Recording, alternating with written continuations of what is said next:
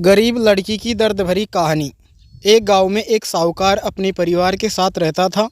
परिवार में उसकी पत्नी, एक बेटी और एक बेटा था। शानदार बंगला, नौकर चाकर, गाड़ियां और सब शानो शौकत का सामान था। उसके पास गरीब लोगों को बहुत ज़्यादा सूद यानी ब्याज पर कर्जा देना उसका धंधा था। अक्सर लोग तंगी के दिनों में या किसी त्यौहार या ब्याह शादी के मौके पर उस साहूकार से कर्जा ले लेते थे। जब फसल अच्छी होती थी तो थोड़ा थोड़ा करके उतारने लगते, लेकिन जिस वर्ष सूखा पड़ता तो कर्ज तो छोड़ो, गांव वाले सूद तक नहीं दे पाते थे। इसी का फ़ायदा उठा वो साहूकार उनकी ज़मीनों पर कब्जा कर लेता था। कब्जा कर उन्हें बेच देता और खूब पैसा कमाता। इस धंधे में उसका बेटा भी उसकी मदद करता। दोनों बाप बेटा हर समय किसी न किसी गरीब की ज़मीन हड़पने की योजना ही बनाते रहते। एक दिन शहर से एक व्यापारी आया और साहूकार से गांव में ज़मीन खरीदने की इच्छा बताई। साहूकार की खुशी का ठिकाना ना रहा। घर बैठे बिठाए ज़मीनों का ग्राहक मिल गया। साहूकार ने उस व्यापारी को बहुत सी ज़मीनें दिखाई जो उसने कर्जे के बदले गांव वालों से हटिया ली थी, लेकिन उस व्यापारी को कोई भी ज़मीन पसंद ना आई। गांव में घूमते हुए व्यापारी को एक ज़मीन का टुकड़ा पसंद आया। उसने साहूकार से उस ज़मीन के बारे में पूछा तो साहूकार सोच में डूब गया। असल में वे ज़मीन तो एक बिना माँ बाप की लड़की की थी जो वहाँ पर रहती थी।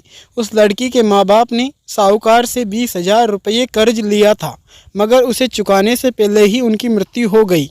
बेसहारा लड़की की हालत देख गांव की पंचायत ने साहूकार से उस जमीन पर कब्जा न करने को कहा। भला पंचायत की बात कैसे टाल सकता था साहूकार, मगर दिल में हमेशा ही उस जमीन पर कब्जा करने की बात सोचता रहता था।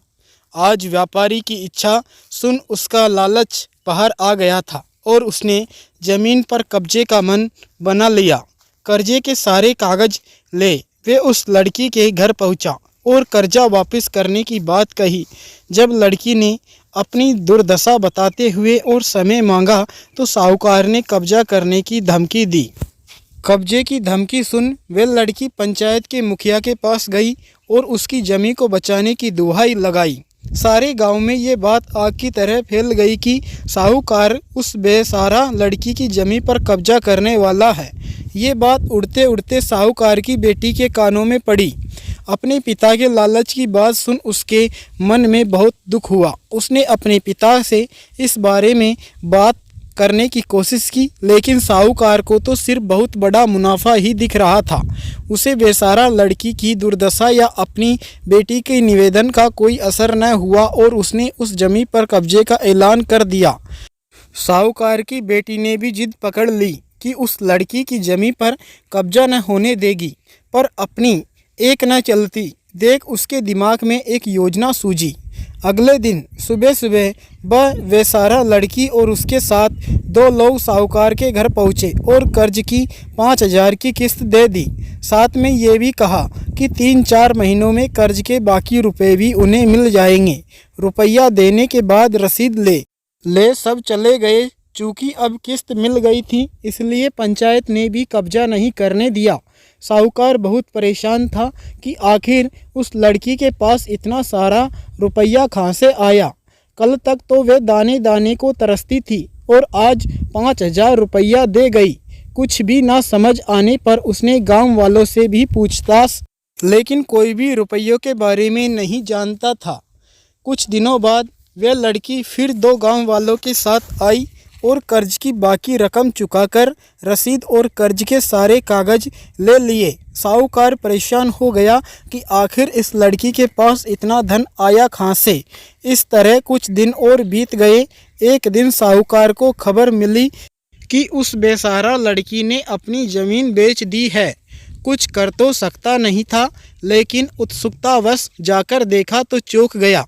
जमीन पर एक बोर्ड लगा था। उस बोर्ड पर ज़मीन के मालिक का नाम देख साहूकार की मानो सांसें रुक गई। तो मालिक के नाम के आगे लिखा था उसकी अपनी बेटी और उस लड़की का नाम। वे दौड़ा हुआ घर गया और बेटी से पूछा कि ये क्या तमाशा है।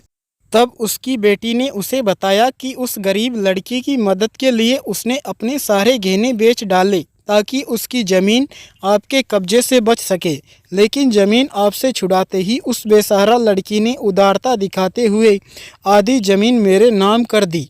बेटी ने उसे समझाया कि आप तो उस लड़की का आखिरी सहारा भी छीन रहे थे, मगर उस लड़की का बड़प्पन तो देखो, उसने ज़मीन छुड़ाते ही मेरे गहनों के बदले अपनी आधी ज़मीन मुझे दे दी। ये सब सुन साहूकार को शर्मिंदगी महसूस हुई और उसने भविष्य में किसी की भी ज़मीन न हड़पने का वचन दिया। दोस्तों, गरीब लड़की की दर्द भरी कहानी। इस कहानी को पढ़ने के लिए धन्यवाद। आपको ये कहानी कैसी लगी नीचे कमेंट करके हमें ज़रूर बताइएगा।